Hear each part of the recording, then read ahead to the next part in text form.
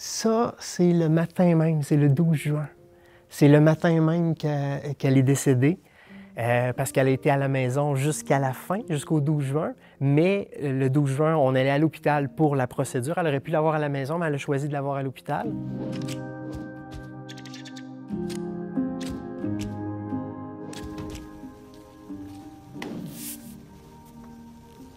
Donc, juste t'asseoir ici.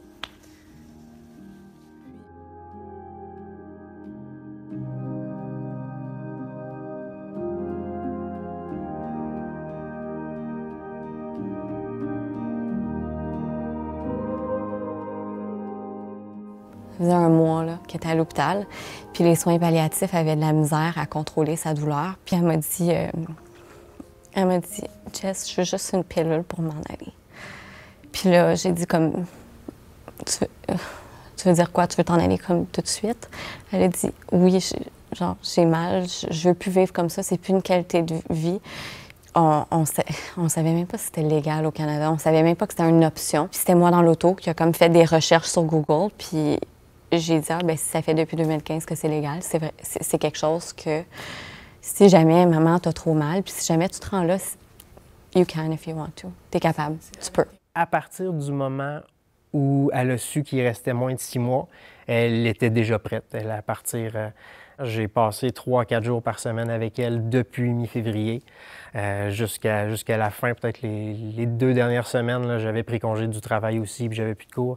Fait que j'ai passé les 2 dernières semaines au complet avec elle. Là. À ce moment-là, j'habitais à Toronto pour le travail.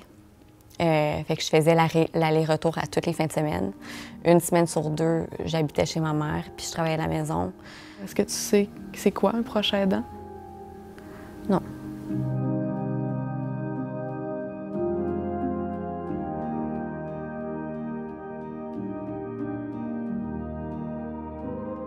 Ça m'est arrivé de rentrer dans la salle de bain pour lui falater le dos pendant qu'elle était assise à sa toilette en train de vomir.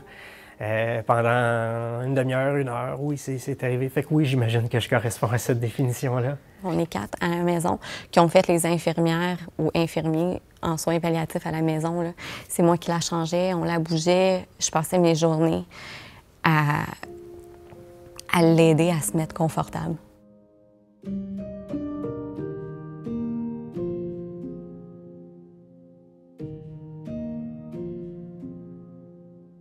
On a rencontré ces médecins-là au début juin pour mettre ça officiel, pour faire la demande. Dans ma tête, c'était pour dans 1 mois ou peut-être dans 2 mois. Mais dans la discussion, on s'est rendu compte que non, ça serait très rapide. C'était début juin, puis ça s'est fait le 12 juin. Fait que quand j'ai su ça, ouf, là, ça a fait là, on dirait que ça allait vite, ça allait très vite, trop vite. Ça m'a pris une couple de jours, puis après ça, ben oui. Puis de toute façon, l'état de ma mère baissait très, très, très rapidement rendu là.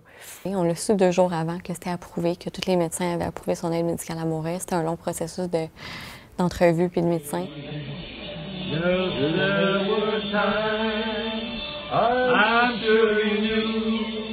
Je le sais que c'était vraiment un moment spécial de pouvoir dire mes adieux.